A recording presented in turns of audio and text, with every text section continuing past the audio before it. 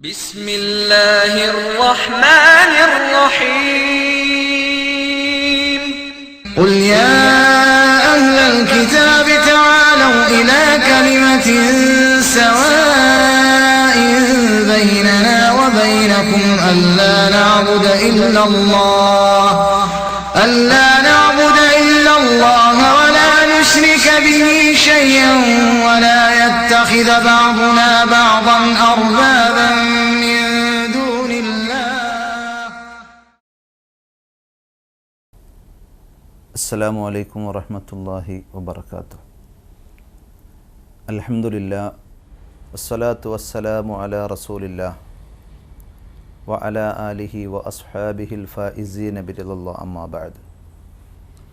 സ്നേഹമുള്ള സഹോദരന്മാരെ, സഹോദരികളെ, ക്രൈസ്തവ സുഹൃത്തുക്കളോട് സ്നേഹപൂർവ്വം സംവദിച്ചുകൊണ്ട് നമ്മൾ നിച്ച് ഓഫ് ട്രൂത്തിൻ്റെ ബാനറിൽ എറണാകുളത്തും നിലമ്പൂർ എടക്കരയിലും അതിനുശേഷം കോട്ടയത്തുമായി പരിപാടികൾ സംഘടിപ്പിച്ചപ്പോൾ അവിടെയെല്ലാം സ്നേഹത്തോടെ സൗഹാർദ്ദപരമായ ചർച്ചകളാണ് നടന്നിട്ടുള്ളത്.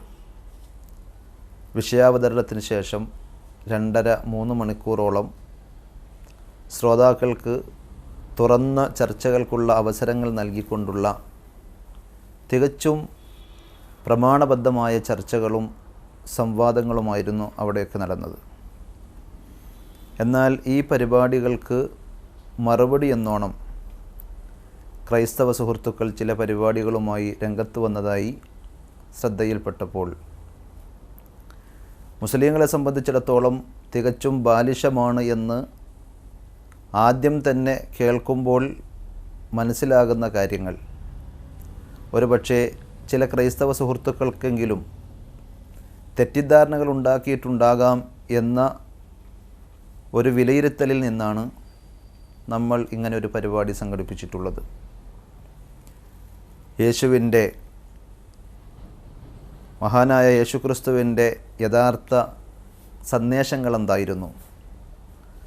അദ്ദേഹം ബൈബിളിൽ എവിടെയെങ്കിലും താനൊരു ദൈവമാണെന്നോ ദൈവത്തിൻ്റെ പുത്രനാണെന്നോ തന്നെയാണ് വിളിച്ചു പ്രാർത്ഥിക്കേണ്ടതെന്നോ പഠിപ്പിച്ചിട്ടില്ല എന്ന് കൃത്യമായി സമർത്ഥിച്ചുകൊണ്ടായിരുന്നു നമ്മൾ പരിപാടികൾ സംഘടിപ്പിച്ചതെങ്കിൽ ആവർത്തിച്ച് ക്രൈസ്തവ സുഹൃത്തുക്കളോട് നമ്മൾ ചോദിച്ചു, മഹാനായ യേശുവിൻ്റെ അധ്യാപനങ്ങളിൽ എവിടെയെങ്കിലും അങ്ങനെ ഒരു വാചകമുണ്ടോ? ഇന്ന് ക്രൈസ്തവ സുഹൃത്തുക്കൾ വിശ്വസിക്കുന്നത് പോലെ ഒരു ത്രിത്വമോ അല്ലെങ്കിൽ അവർ വിശ്വസിക്കുന്നത് പോലെ ദൈവത്തിൻ്റെ പുത്രനാണ് താനെന്നോ യേശുക്രിസ്തു പഠിപ്പിച്ചൊരധ്യാപനം, അതിന് അവർക്ക് കൃത്യമായ ഒരു ഉത്തരം നൽകാൻ ഇതുവരെയും സാധിച്ചിട്ടില്ല എന്ന് സാന്ദർഭികമായി നമ്മൾ മനസ്സിലാക്കേണ്ടതുണ്ട്.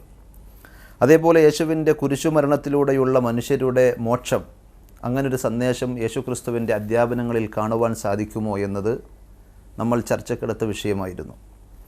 ഇത്തരം ഗൗരവതരമായ വിഷയങ്ങളിൽ നിന്ന് ജനങ്ങളുടെ ശ്രദ്ധ തെറ്റിച്ചു കളയാനായി ഇസ്ലാമിനെയും മുസ്ലിങ്ങളെയും ഖുർആനിനെയും പ്രവാചകൻ മുഹമ്മദ് നബി സല്ലല്ലാഹു അലൈഹി വസല്ലമയെയും എല്ലാം ആക്ഷേപിച്ചുകൊണ്ട്, പരിഹസിച്ചുകൊണ്ട്, കുറ്റപ്പെടുത്തിക്കൊണ്ട് കുറേ ആരോപണങ്ങളും വിമർശനങ്ങളും കൊണ്ടുവരികയാണ് ഉണ്ടായത്. അതിൻ്റെ നിജസ്ഥിതി ഇൻഷാ അല്ലാഹ് നമ്മളൊന്ന് പരിശോധിക്കേണ്ടതുണ്ട്. ഏതായിരുന്നാലും ഞങ്ങൾക്ക് ഖുർആനിൻ്റെ വക്താക്കൾ എന്നുള്ള നിലയിൽ, ഇസ്ലാമിക പ്രബോധനത്തിൻ്റെ ആളുകളെന്നുള്ള നിലയിൽ ഖുർആൻ പറഞ്ഞ സൗഹാർദ്ദത്തിൻ്റെയും സ്നേഹത്തിൻ്റെയും സന്ദേശത്തിലേക്ക് ക്ഷണിക്കാനാണുള്ളത്. പരിശുദ്ധ ഖുർആനിലെ 3-ാം അധ്യായം സൂറത്ത് ആൽ ഇമ്രാൻ അഥവാ മറിയം ബീവിയുടെ, ഈസാ നബി അലൈഹിസ്സലാമയുടെ മാതാവ് മറിയം ബീവിയുടെ കുടുംബത്തിൻ്റെ, അവരുടെ പിതാവിൻ്റെ പേരിലുള്ള ഇമ്രാനിൻ്റെ കുടുംബം എന്ന പേരിലുള്ള ഈ അധ്യായത്തിൽ ഞങ്ങളൊന്നുകൂടി ഉണർത്താൻ ആഗ്രഹിക്കുന്നത്, യേശുക്രിസ്തുവിനെയോ യേശുവിൻ്റെ മാതാവ് മറിയയെയോ മറിയയുടെ പിതാവ് ഇമ്രാനിനെയോ അവരുടെ കുടുംബത്തെയോ ഒരിക്കലും ഇസ്ലാം ആക്ഷേപിക്കുന്നില്ല. ഒരു മുസ്ലിമിന് അവരെ അപഹസിക്കുവാനോ പരിഹസിക്കുവാനോ സാധിക്കുകയില്ല. മറിച്ച് അവരെയെല്ലാം സ്നേഹിക്കുകയും ആദരിക്കുകയും ബഹുമാനിക്കുകയുമാണ് ഇസ്ലാം ചെയ്യുന്നത്, ഖുർആൻ ചെയ്തിട്ടുള്ളത്.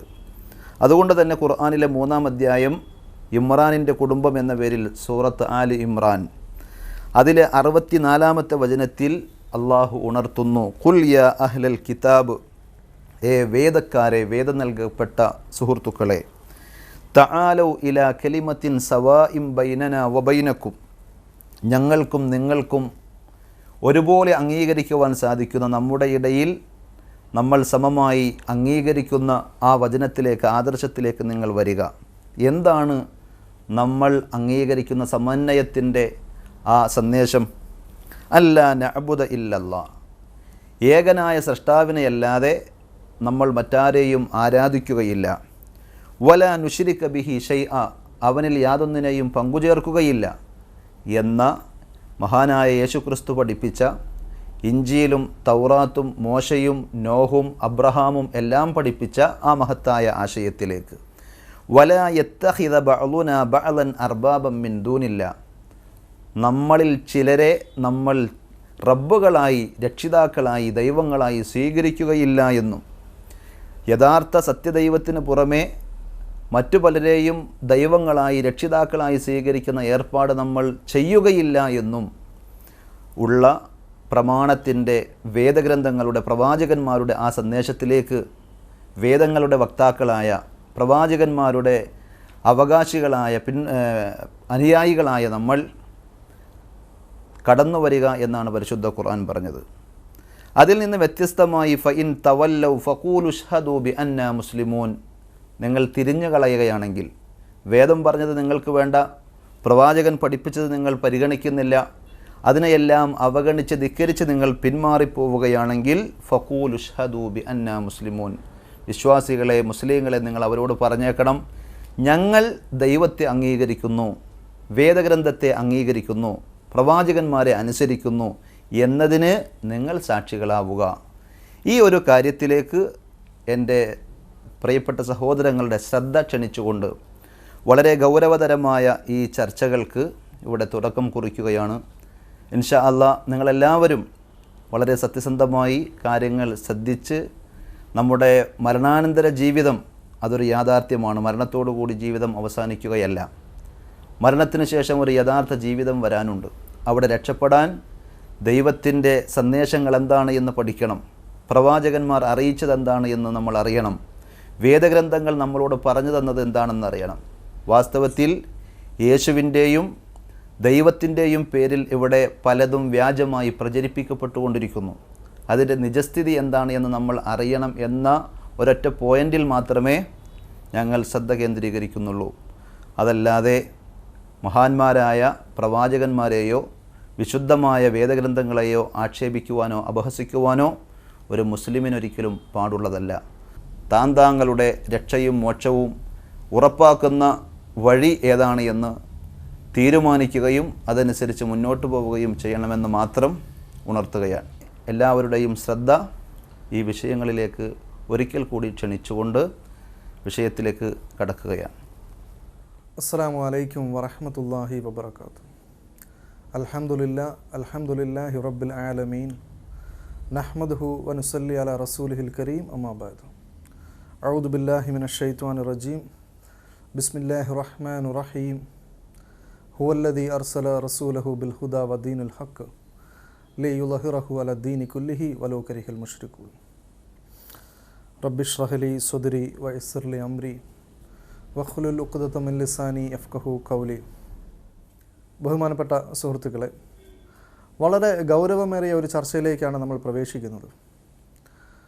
പരിശുദ്ധ ഖുർആനും അന്ത്യപ്രവാചകനായ മുഹമ്മദ് മുസ്തഫ സല്ലല്ലാഹു അലൈഹി വസല്ലമയുടെയും അധ്യാപനം നമ്മൾ ശ്രദ്ധിച്ചു കഴിഞ്ഞാൽ അതിൽ ഒരു ഭാഗത്തു പോലും ഈസ അലൈഹി ഇസ്ലാമയോ അല്ലെങ്കിൽ അദ്ദേഹത്തിൻ്റെ മാതാവായ മറിയം അലൈഹി ഇസ്ലാമയെ കുറിച്ചിട്ടോ മോശമായ ഒരു പരാമർശം പോലും കാണുക സാധ്യമല്ല.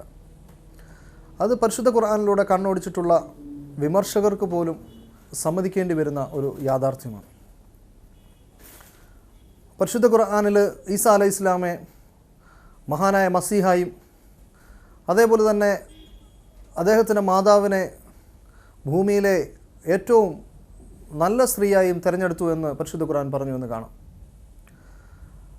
എങ്കിലും യേശുക്രിസ്തുവിനെ സ്നേഹിക്കുന്ന അല്ലെങ്കിൽ യേശുക്രിസ്തുവിനെ പിൻപറ്റുന്നു എന്ന് അവകാശപ്പെടുന്ന ക്രൈസ്തവ സുഹൃത്തുക്കൾക്ക് പരിശുദ്ധ ഖുർആനോട് ധാരാളം വിയോജിപ്പുകളുണ്ട്. അതിൻ്റെ അടിസ്ഥാനം എന്താണ് എന്ന് നമ്മൾ വ്യക്തമായി മനസ്സിലാക്കണം. എന്തുകൊണ്ടാണ് യേശുക്രിസ്തുവിനെ കുറിച്ചിട്ടും യേശുക്രിസ്തുവിൻ്റെ മാതാവിനെയും കുടുംബത്തെക്കുറിച്ചും ഇത്ര മഹത്വവൽക്കരിച്ച് പറഞ്ഞിട്ടും പരിശുദ്ധ ഖുർആനിനോട് ഇത്രത്തോളം അമർഷമുണ്ടാകാനുള്ള കാര്യം വളരെ ലളിതമാണ്. കാരണം പരിശുദ്ധ ഖുർആൻ പറയുന്നു, സൂറത്ത് മായിദ 5-ാമത്തെ സൂറത്തിൽ 72-ാം വാക്യത്തിൽ നമുക്കിങ്ങനെ കാണാം, ലഖദ് കഫറല്ലദീന ഖാലു ഇന്നല്ലാഹ ഹുവൽ മസീഹ് ഇബ്നു മറിയം. നിശ്ചയമായി മറിയത്തിൻ്റെ മകനായ മസീഹ് തന്നെയാണ് അള്ളാഹു എന്ന് പറഞ്ഞവരുടെ വിശ്വാസത്തിൽ പിഴവ് സംഭവിച്ചിരിക്കുന്നു. അതിന് പരിശുദ്ധ ഖുർആൻ പറയുന്ന ഒരു വളരെ പ്രസക്തമായ ഒരു കാരണമുണ്ട്. വക്കാൽ അൽ മസീഹ്, യഥാർത്ഥത്തിൽ മിശിഹ എന്താണ് ലോകത്തോട് പറഞ്ഞത്, അല്ലെങ്കിൽ ഇസ്രായേൽ സമൂഹത്തിനോട് പറഞ്ഞത് എന്നും ഖുർആൻ തുടർന്ന് പറയുന്നു, യാ ബനി ഇസ്രായേല ഉഅ്ബുദുല്ലാഹ റബ്ബി വറബ്ബുക്കും. അല്ലയോ ഇസ്രായേൽ മക്കളെ, നിങ്ങൾ ആരാധിക്കണം, എൻ്റെയും നിങ്ങളുടെയും രക്ഷിതാവിനെ ആരാധിക്കണം. ഇന്നഹു മയ്യുശ്രിക്കു ബില്ലാ, ആരെങ്കിലും ആ യഥാർത്ഥ ദൈവത്തിൽ, ആ യഥാർത്ഥ രക്ഷിതാവിൽ പങ്കാളികളെ ചേർത്താൽ ഫഖദ് ഹറമല്ലാഹു അലൈഹിൽ ജന്ന, അവർക്ക് സ്വർഗം നിഷിദ്ധമായി പോകും. പരിശുദ്ധ ഖുർആനിൻ്റെ ഇതുപോലുള്ള പ്രസ്താവനകളാണ് യഥാർത്ഥത്തിൽ പരിശുദ്ധ ഖുർആനെയും അതേപോലെ അന്ത്യപ്രവാചകനായ മുഹമ്മദ് മുസ്തഫ സല്ലല്ലാഹു അലൈഹി വസല്ലമയും വളരെ മോശമായി ചിത്രീകരിക്കുന്നതിലേക്ക് ക്രൈസ്തവരെ കൊണ്ടെത്തിച്ചിരിക്കുന്നത്.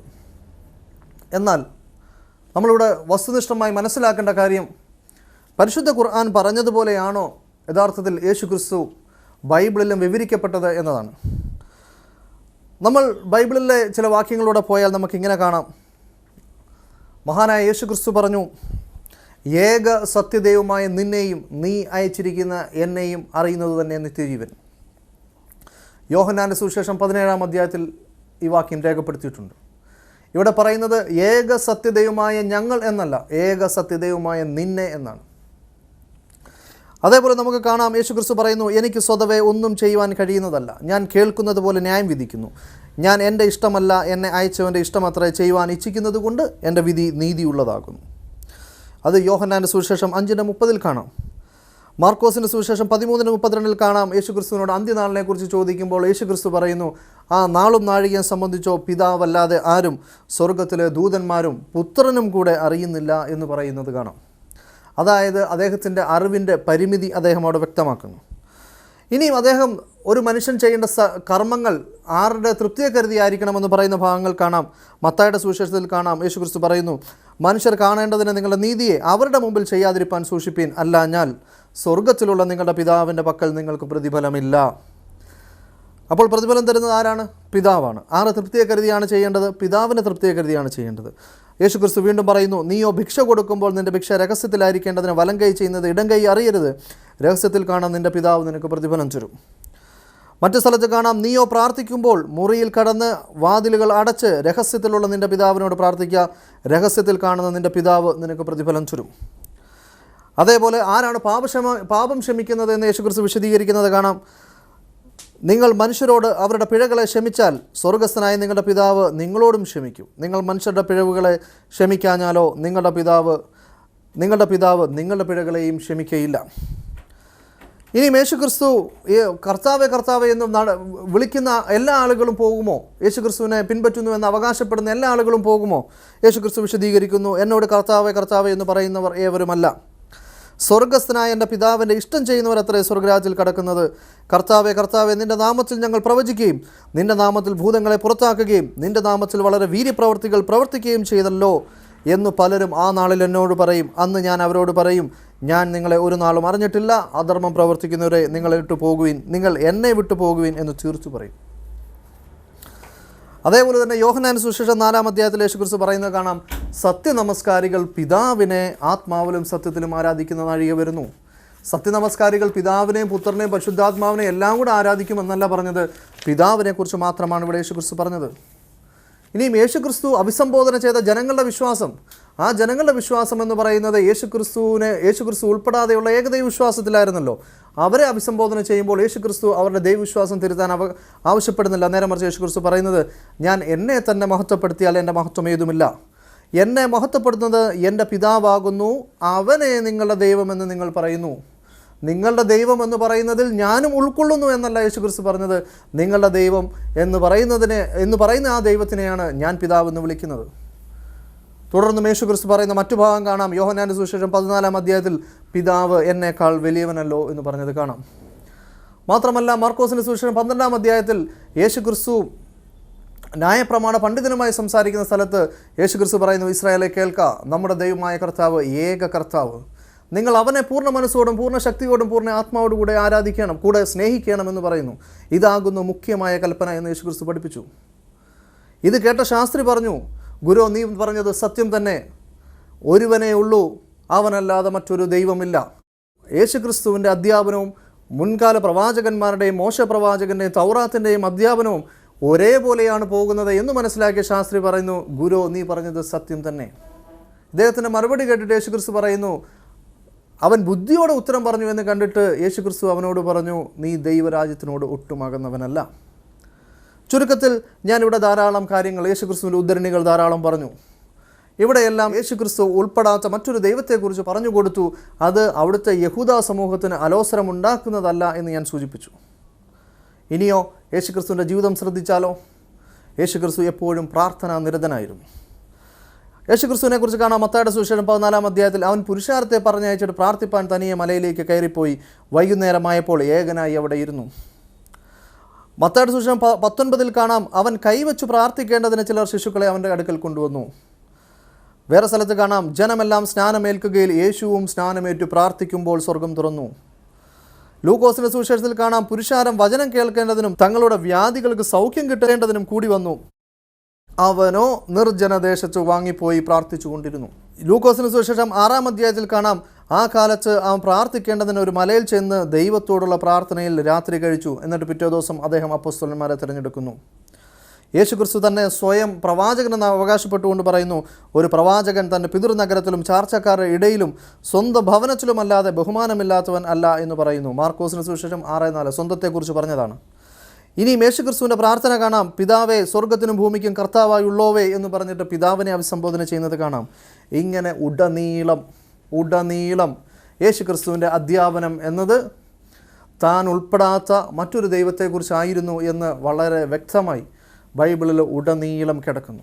എന്നാൽ യേശുക്രിസ്തുവിൻ്റെ ഈ 99% ഉദ്ധരണികളും ജീവിത സന്ദർഭങ്ങളെയും എല്ലാം അത് അവിടെ നിലനിർത്തിക്കൊണ്ട് തന്നെ ആ പറയുന്ന കാര്യങ്ങളെ ഉൾക്കൊള്ളാതിരിക്കാൻ വേണ്ടി ക്രൈസ്തവ സുഹൃത്തുക്കൾ മറ്റൊരു ആശയം യേശുവിൻ്റെ പേരിൽ പറഞ്ഞു. അത് അവർ പറഞ്ഞത്, യേശുക്രിസ്തു എന്നത് പൂർണ്ണ മനുഷ്യനും പൂർണ്ണ ദൈവവുമാകുന്നു. അതുകൊണ്ട് തന്നെ യേശുക്രിസ്തു ഈ പറഞ്ഞ കാര്യങ്ങളൊക്കെ തന്നെയും യേശുക്രിസ്തുവിലെ മനുഷ്യഭാഗമാണ് പറഞ്ഞത്. യേശുക്രിസ്തുവിലെ മനുഷ്യനാണത് പറഞ്ഞത്, യേശുക്രിസ്തുവിലെ ദൈവമല്ല പറഞ്ഞത്. അതുകൊണ്ട് തന്നെ ആ പറഞ്ഞതിനൊന്നും അതല്ല അർത്ഥം. നമ്മളൊന്ന് ചിന്തിക്കുക, ദൈവത്തിൻ്റെ ഗുണങ്ങൾ എന്താണെന്ന് ക്രൈസ്തവ സുഹൃത്തുക്കൾ, ക്രൈസ്തവ പണ്ഡിതന്മാർ രേഖപ്പെടുത്തിയിട്ടുണ്ട്. പ്രധാനമായും ദൈവത്തിൻ്റെ ഗുണങ്ങളായി അവർ എണ്ണിയത്, ഒന്ന് നിത്യനാണ്, സർവജ്ഞാനിയാണ്, സർവശക്തനാണ്, സർവവ്യാപിയാണ്. എന്നാൽ നിങ്ങളൊന്ന് ചിന്തിച്ചു നോക്കുക, ഈ ദൈവപ്രകൃതി ഒരേപോലെ തന്നെ മനുഷ്യപ്രകൃതിയുമായി ചേരുന്നതാണോ? ഒരേ സമയം ഈ ദൈവപ്രകൃതി മനുഷ്യപ്രകൃതിയുമായി ചേർന്ന് പോകുന്നതാണോ? ഇവിടെ ക്രൈസ്തവ സുഹൃത്തുക്കൾ പറയുന്നത് പകുതി മനുഷ്യനും പകുതി ദൈവമൊന്നുമല്ല, പൂർണ്ണ മനുഷ്യനും പൂർണ്ണ ദൈവവും. നമ്മൾക്കൊരു കാര്യം തന്നെ എടുക്കാം, ദൈവത്വത്തിൻ്റെ ഒരു ഗുണമായിട്ട് പറയുന്നതാണ് സർവജ്ഞാനിയാണ്. എന്നാൽ മനുഷ്യനെ കുറിച്ചിട്ട് അറിയാം, അവൻ സർവജ്ഞാനി അല്ല. എങ്ങനെയാണ് ഈ രണ്ട് ഗുണം കൂടെ ഒരുമിച്ച് പോവുക? എങ്ങനെയാണ് ഒരാളിൽ സർവജ്ഞാനവും അല്പജ്ഞാനവും കൂടെ ഒരുമിച്ച് പോവുക? എന്നാൽ ഇതൊന്നും ചിന്തിക്കാതെ തന്നെ പൂർണ്ണ ദൈവവും പൂർണ്ണ മനുഷ്യനുമാണെന്ന് പറയാനുള്ള കാര്യം യേശുക്രിസ്തുവിൻ്റെ അധ്യാപനത്തിലെ 99% വാക്യങ്ങളെയും അട്ടിമറിക്കാനുള്ള ശ്രമമാണ്. എന്നാൽ നമ്മളൊന്ന് ചിന്തിച്ച് നോക്കേണ്ടത്, യേശുക്രിസ്തു ഈ ഉപദേശം നടത്തുകയാണെന്ന് നമ്മളൊന്ന് സങ്കല്പിക്കുക. ആ സമയത്ത് ആ സദസ്സിൽ ഞാനും ഇരിപ്പുണ്ട്, നിങ്ങളും ഇരിപ്പുണ്ട്. ഈ തെറ്റിദ്ധരിപ്പിക്കപ്പെടുന്ന പുരോഹിതവർഗവും തെറ്റിദ്ധരിപ്പിക്കുന്ന പുരോഹിതവർഗവും ഉണ്ടെന്ന് നിങ്ങൾ സങ്കല്പിക്കുക. യേശുക്രിസ്തു പറയുന്നു, അന്ത്യനാളിനെ കുറിച്ചിട്ട് എനിക്ക് യാതൊരു അറിവുമില്ല. യേശുക്രിസ്തു പറയുന്നു, എൻ്റെ മഹത്വത്തിൻ്റെ നാളിൽ എൻ്റെ ഇടതും വലതും ഇരുപ്പാൻ എനിക്ക് ആരിക്കണമെന്ന് തീരുമാനിക്കാൻ എനിക്ക് അധികാരമില്ല. എന്ന് തുടങ്ങിയിട്ടുള്ള കാര്യങ്ങളും മറ്റൊരു ദൈവത്തെക്കുറിച്ചുമൊക്കെ പറയുമ്പോൾ, അല്ലെങ്കിൽ യേശുക്രിസ്തു പ്രാർത്ഥിക്കുകയൊക്കെ ചെയ്യുന്നത് കാണുമ്പോൾ, യേശുക്രിസ്തുവിൻ്റെ ഉപദേശം കേൾക്കുമ്പോൾ നമ്മൾ പറയും അദ്ദേഹം പറഞ്ഞത് സത്യമാണ്, അദ്ദേഹം പറഞ്ഞത് ഞാൻ അതുപോലെ വിശ്വസിച്ചിരിക്കുന്നു എന്ന് പറയുമ്പോൾ, ഈ പുരോഹിതന്മാർ ആ കാലഘട്ടത്തിൽ യേശുക്രിസ്തുവിൻ്റെ സമകാലികരായിരുന്നുവെങ്കിൽ അവരെന്ത് ചെയ്യും? യേശുക്രിസ്തു പറയുകയാണ് ആ നാളും നാഴികയും എനിക്കറിയില്ല എന്ന് പറയുമ്പോൾ അതിൻ്റെ പുറകെ നിന്നുകൊണ്ട് അവർ പറയും വെറുതെ പറയുന്നതാണ്, യേശുക്രിസ്തു പറയുന്നത് വെറുതെയാണ്, ഇദ്ദേഹത്തിന് ശരിക്കും എല്ലാം അറിയാം, യേശുക്രിസ്തു ഈ പറഞ്ഞത് വെറുതെയാണ്, യഥാർത്ഥത്തിൽ യേശുവിലെ മനുഷ്യനാണ് ഈ പറഞ്ഞുകൊണ്ടിരിക്കുന്നത്, അത് യേശുക്രിസ്തു പോയി കഴിയുമ്പോൾ ഞങ്ങൾ പറഞ്ഞു തരാം, യേശുക്രിസ്തു പറഞ്ഞതിന് നേരെ വിപരീതമാണ് മനസ്സിലാക്കേണ്ടതെന്ന് നമ്മളൊന്ന് ചിന്തിച്ചു നോക്കുക. യഥാർത്ഥത്തിൽ യേശുക്രിസ്തുവിൻ്റെ വാക്കുകളെ നിലനിർത്തിക്കൊണ്ട് തന്നെ അതിൻ്റെ യഥാർത്ഥ കാതലായ വശത്തെ അതിൽ നിന്നും ഊരിയെടുത്തപ്പോൾ യഥാർത്ഥത്തിൽ നമ്മൾ ആരുടെ പക്ഷത്താണ് നിൽക്കേണ്ടത്? യേശുക്രിസ്തുവിൻ്റെ അധ്യാപനത്തിൽ നിലനിൽക്കുന്നതിലാണോ നമുക്ക് വിജയം, അതോ പണ്ഡിത പുരോഹിതന്മാർ പറയുന്ന ഊഹാപോഹങ്ങളിലും അവരുടേതായ സിദ്ധാന്തങ്ങൾക്കുമാണോ നമ്മൾ വില കൽപ്പിക്കേണ്ടതെന്ന് നമ്മൾ ചിന്തിച്ചു നോക്കുക. യേശുക്രിസ്തുവിൻ്റെ പ്രകൃതത്തെക്കുറിച്ചിട്ട് ജോൺസൺ പറയുന്നത് നിങ്ങളൊന്ന് കേട്ടു നോക്കുക. യേശുക്രിസ്തു സത്യ ദൈവമാകുന്നു എന്ന്. യേശുക്രിസ്തുവിന് രണ്ട് നേച്ചർ ഉണ്ട് എന്നുള്ളത്, രണ്ട് പ്രകൃതമുണ്ട് എന്നുള്ളത് ഏതൊരു ക്രിസ്തീയ വിശ്വാസിക്കും അംഗീകരിക്കുന്നതിന് യാതൊരു വൈമുഖ്യവുമില്ല. എല്ലാവരും അംഗീകരിക്കുന്ന കാര്യമാണ്. യേശുക്രിസ്തുവിന് രണ്ട് നേച്ചർ ഉണ്ട്, അല്ലെങ്കിൽ രണ്ട് പ്രകൃതമുണ്ട്. ആ രണ്ട് പ്രകൃതത്തിൽ ഒരു പ്രകൃതം മാനുഷികമായിട്ടുള്ള ഒന്നാണ്. അവൻ പൂർണ്ണ മനുഷ്യനാണ്. അതോടൊപ്പം തന്നെ ദൈവം ഒരേ സമയത്ത് ദൈവമായിട്ടും മനുഷ്യനായിട്ടും ഇരിക്കാൻ കഴിയുന്നവൻ ആകയാൽ യേശുക്രിസ്തുവിൽ പൂർണ്ണ മനുഷ്യത്വം അന്തർലീനമായിരിക്കുന്ന പോലെ യേശുക്രിസ്തുവിൽ പൂർണ്ണ ദൈവത്വം അന്തർലീനമാണ്. നരഹരി അല്ല, പകുതി മനുഷ്യനും പകുതി ദൈവവുമല്ല. യേശു പൂർണ്ണ ദൈവവും പൂർണ്ണ മനുഷ്യനുമാണ്. സാധാരണഗതിയിൽ മുസ്ലിം സഹോദരങ്ങൾ ഇടയ്ക്കിടയ്ക്ക് ഉദ്ധരിക്കാറുള്ള ആയത്തുകളോ ഉദ്ധരണികളോ വേദപുസ്തകത്തിൽ നിന്ന് തന്നെ അവരെടുത്ത് കൊണ്ടുവരാറുള്ള വാക്യങ്ങളോ ഒക്കെ യേശുവിന്റെ മനുഷ്യത്വത്തെ പ്രകീർത്തിക്കുന്നതാണ്. അതിന് നമുക്കാർക്കും ഒരു തടസ്സവുമില്ലാതെ കേൾക്കുന്നതിനും അംഗീകരിക്കുന്നതിനും. കാരണം അത് പൂർണ്ണമായ സത്യം തന്നെയാണ്. യേശുക്രിസ്തു പൂർണ്ണ മനുഷ്യനാണ്. അതോടൊപ്പം തന്നെ യേശുക്രിസ്തുവിന്റെ പൂർണ്ണ ദൈവികത്വം വേദപുസ്തകം പഠിപ്പിക്കുന്നുണ്ട്. യേശുക്രിസ്തു പൂർണ്ണ ദൈവവും പൂർണ്ണ മനുഷ്യനും ആയിരിക്കുന്നത് കൊണ്ടാണ് അവൻ പൂർണ്ണ ദൈവമാകുന്നു എന്ന് നമ്മൾ പറയുന്നത്. ഇവിടെ പരിശുദ്ധ ഖുർആൻ പറഞ്ഞ യേശുക്രിസ്തുവിനെ, അഥവാ മറ്റൊരു ദൈവത്തെ കാണിച്ചു തന്നത് യേശുക്രിസ്തു, അതേപോലെ സ്വയമായി ദൈവത്തിനോട് പ്രാർത്ഥിച്ച ആ യേശുക്രിസ്തുവിനെ യാതൊരു നിവൃത്തിയുമില്ലാതെ ജോൺസണും അംഗീകരിക്കുകയാണ്. എന്നാൽ ജോൺസണ് ഉള്ള ഒരു അഭിപ്രായ വ്യത്യാസം എന്നത് യേശുക്രിസ്തുവിൻ്റെ മനുഷ്യത്വ ഭാഗം മാത്രമാണ് ഇവിടെ ചർച്ച ചെയ്യപ്പെട്ടുള്ളൂ, എന്നാൽ യേശുക്രിസ്തുവിൽ ദൈവത്വ ഭാഗവുമുണ്ട്, അതും കൂടെ ചർച്ച ചെയ്യണമെന്നാണ് അദ്ദേഹം പറയുന്നത്. എന്ന് മാത്രമല്ല അദ്ദേഹം പറയുന്നു ദൈവം സർവശക്തനായതുകൊണ്ട് തന്നെ ദൈവത്തിന് പൂർണ്ണ മനുഷ്യനും പൂർണ്ണ ദൈവവുമായിട്ടിരിക്കാൻ സാധിക്കും, അല്ല എങ്കിൽ ദൈവത്തിന് മനുഷ്യനായി വരുവാൻ സാധിക്കും എന്നാണ് അദ്ദേഹം അവകാശപ്പെടുന്നത്. ദൈവത്തിൻ്റെ ഒരു ഗുണവിശേഷണമായ സർവശക്തൻ എന്ന് പറയുന്ന ആ ഗുണമുള്ളതുകൊണ്ട് ദൈവത്തിന് മനുഷ്യനാകാൻ അല്ലെങ്കിൽ മനുഷ്യനാകാം എന്നുള്ളതിലേക്കാണ് അദ്ദേഹം വിഷയത്തെ എത്തിക്കുന്നത്. എന്നാൽ ബഹുമാനപ്പെട്ട സുഹൃത്തുക്കൾ ചിന്തിക്കുക, വേദശാസ്ത്ര പണ്ഡിതനായ എസ് ജി ഗിൽബർട്ട് അദ്ദേഹത്തിൻ്റെ പുസ്തകത്തിൽ വിവരിക്കുന്നുണ്ട് സർവശക്തൻ എന്നാൽ എന്താണെന്ന്. അദ്ദേഹത്തിൻ്റെ പുസ്തകത്തിൻ്റെ 40-ാമത്തെ പേജിൽ കാണാം ദൈവം സർവശക്തനാണ്. ദൈവത്തിൻ്റെ ശക്തിക്ക് അപ്പുറം മറ്റൊരു ശക്തി പ്രപഞ്ചത്തിലില്ല. പ്രപഞ്ചത്തിൽ ഉള്ള എല്ലാ ശക്തികളും പ്രകൃതി ശക്തി ഉൾപ്പെടെ അവന് കീഴ്പ്പെട്ടാണ് ഇരിക്കുന്നത്. ദൈവത്തിൻ്റെ ശക്തി ഒരിക്കലും വർദ്ധിക്കുന്നില്ല, കുറയുന്നുമില്ല. ഇനിയും ശ്രദ്ധിച്ചു കേട്ടോളൂ. ദൈവം സർവശക്തനെങ്കിലും ദൈവപ്രകൃതിക്ക് വിരുദ്ധമായ കാര്യങ്ങളൊന്നും അവൻ ചെയ്യുകയില്ല. താൻ സർവശക്തനെങ്കിലും ശക്തി കൊണ്ട് ചെയ്യാൻ കഴിയുന്നതെല്ലാം ചെയ്യണമെന്നില്ല. അതിനുശേഷം എന്തൊക്കെ കാര്യങ്ങളാണ് ദൈവം ചെയ്യാത്തത് എന്ന് പറയുന്നുണ്ട്. അനീതിയെ അനുകൂലിക്കാൻ സാധിക്കുകയില്ല, സ്വയം നിഷേധിക്കാൻ സാധിക്കുകയില്ല, ഭോഷ്ക് ചെയ്യാൻ കഴിയുകയില്ല, പാപം ചെയ്യാൻ കഴിയുകയില്ല, അതേപോലെ തന്നെ ദുഷ്ടത ചെയ്യാൻ കഴിയുകയില്ല.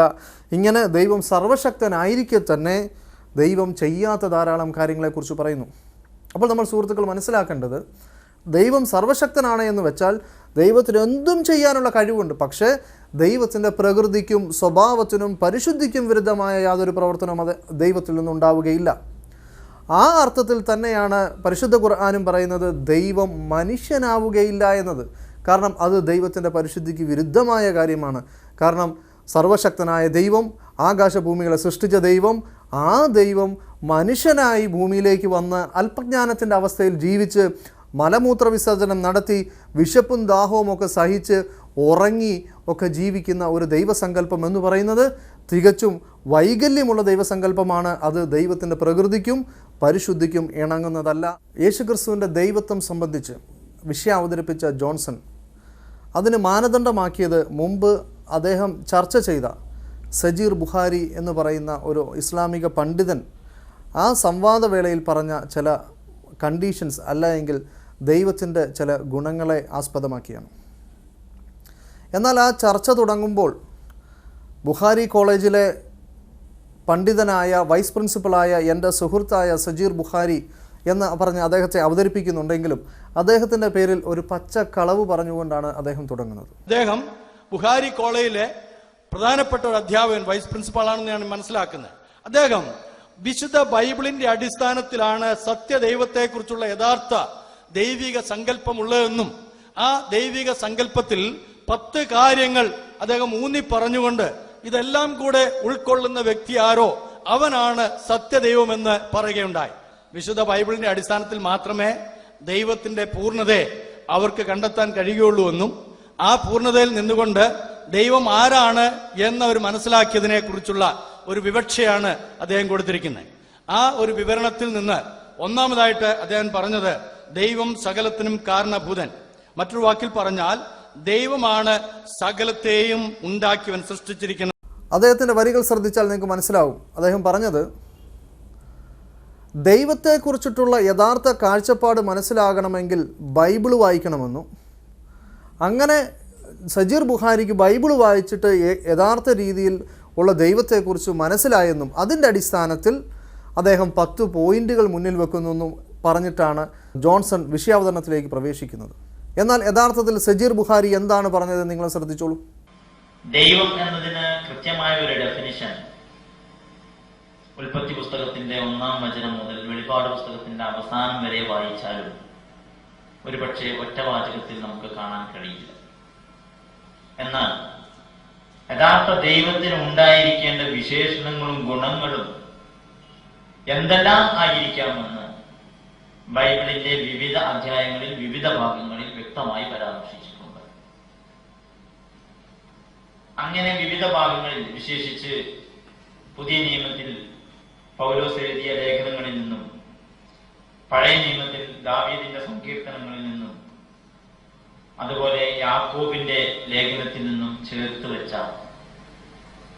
ആവശ്യമെങ്കിൽ അതിന്റെ ഉദ്ധരണികൾ ഏതു ഭാഗത്താണെന്ന് പറയാൻ ഞാൻ ബാധ്യസ്ഥനാണെന്ന ആമുഖത്തോടുകൂടി ഒരു നിർവചനത്തിന്റെ രൂപത്തിൽ വായിക്കാൻ ഞാൻ ആഗ്രഹിക്കുക.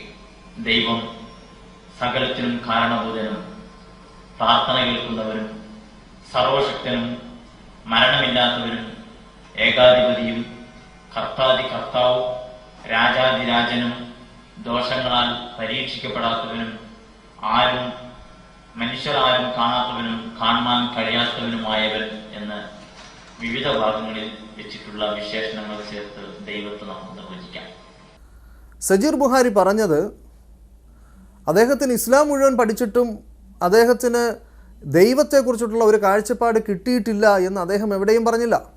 നേരെ മറിച്ച് അദ്ദേഹം പറഞ്ഞത് ബൈബിളിൻ്റെ ഉൽപ്പത്തി മുതൽ വെളിപാട് വരെ അഥവാ തുടക്കം മുതൽ അവസാനം വരെ വായിച്ചാലും ദൈവത്തെക്കുറിച്ച് കൃത്യമായ ഒരു നിർവചനം ഒരു വാചകത്തിൽ കാണിക്കുവാൻ സാധ്യമല്ല. അങ്ങനെ ഒരു വാചകം ഉണ്ടായിരുന്നുവെങ്കിൽ അദ്ദേഹം അത് ഉദ്ധരിച്ചുകൊണ്ട് അതിനെ മാനദണ്ഡമാക്കി ഈ മാനദണ്ഡങ്ങൾ യേശുക്രിസ്തുവിനുണ്ടോ എന്ന് അദ്ദേഹത്തിന് ചോദിക്കാമായിരുന്നു. അതിന് നിർവാഹമില്ലാത്തത് കൊണ്ട് അദ്ദേഹം ഉൽപ്പത്തി മുതൽ വെളിപാട് വരെയുള്ള പുസ്തകങ്ങളുടെ പല ഭാഗങ്ങളിൽ നിന്നും ദൈവത്തിൻ്റെ ഗുണവിശേഷണങ്ങളെ പറക്കിയെടുത്തുകൊണ്ട് അതിനെ മാനദണ്ഡമാക്കി വിഷയത്തിലേക്ക് കടക്കുകയാണ് ചെയ്തത്. എന്നാൽ അതിനകത്ത് ചെറിയ ഒരു മാറ്റത്തിരുത്തുകൾ വരുത്തിക്കൊണ്ട് സജീർ ബുഖാരിയെക്കുറിച്ചിട്ട് ജോൺസൺ പറയുന്നത് അദ്ദേഹത്തിന് ദൈവത്തെക്കുറിച്ചിട്ടുള്ള കാഴ്ചപ്പാട് യഥാർത്ഥത്തിൽ കിട്ടിയത് ബൈബിൾ വായിച്ചപ്പോഴാണ്. എതിർപക്ഷത്തുള്ള തൻ്റെ സുഹൃത്തായ സജീർ ബുഖാരിയെക്കുറിച്ചിട്ട് ഗുരുതരമായ ഒരു ആരോപണം ഉന്നയിച്ചുകൊണ്ടാണ് അദ്ദേഹം വിഷയത്തിലേക്ക് കിടക്കുന്നത്. ഇനി നമുക്ക് തുടർ വിഷയങ്ങളിലേക്ക് കിടക്കാം. സജീർ ബുഖാരിയുടെ ഈ വിഷയം ഇവിടെ സൂചിപ്പിച്ചത് അദ്ദേഹം ഏത് രീതിയിലാണ് ഒരു വിഷയത്തെ മാറ്റിമറിക്കുന്നത് എന്ന് നിങ്ങൾക്ക് എളുപ്പത്തിൽ മനസ്സിലാകുന്നതിന് വേണ്ടിയാണ്. ഇനിയും യേശു ക്രിസ്തുവിൻ്റെ മനുഷ്യത്വം ഖുർആൻ പറഞ്ഞതുപോലെ ബൈബിളിൽ ഉണ്ട് എന്ന് അദ്ദേഹം അംഗീകരിച്ചല്ലോ.